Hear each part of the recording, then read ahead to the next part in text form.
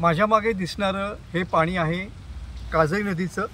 काजळी नदीला जो पूर आलेला आहे त्या पुराचं थैमान सध्या नदीकाठच्या भागामध्ये या ठिकाणी पाहायला मिळतं आहे।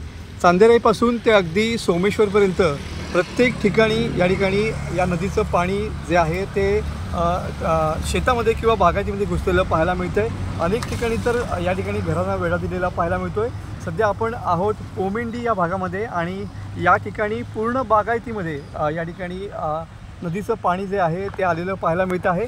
इथूनच रस्त्याच्या पलीकडच्या अंतरावरती ही काही घरं आहेत, मात्र या घरांपर्यंत जर पाणी आणखीन वाढलं तर ते केव्हाही त्यांच्या घरापर्यंत येऊ शकतं अशी अवस्था आहे।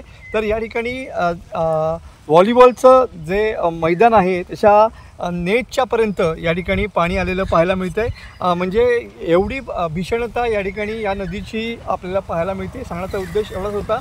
तुम्ही बघू शकता की कशा पद्धतीनं सध्या पाण्याचा हा प्रवाह जो आहे तो थेट बागायतीपर्यंत घुसलेला पाहायला मिळतो आहे। अनेक बागायतीमध्ये त्याच पद्धतीनं शेतीमध्ये या ठिकाणी पाणी गेलेलं आहे।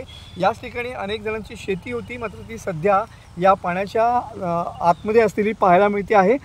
पाण्याचा जो प्रवाह आहे तो अजून काही कमी व्हायचं या ठिकाणी नाव घेत नाही आहे। अशा परिस्थितीमध्ये सध्या काजळी नदीचं रौद्र रूप सध्या नदी किनारच्या भागामध्ये या ठिकाणी पाहायला मिळतं आहे।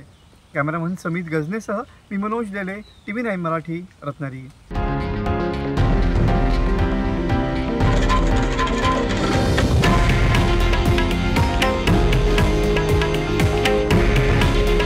हे आहे देशातील नंबर 1 न्यूज नेटवर्क आणि आपण पाहत आहात TV9 मराठी। काळजी तुमची, हित महाराष्ट्राचं।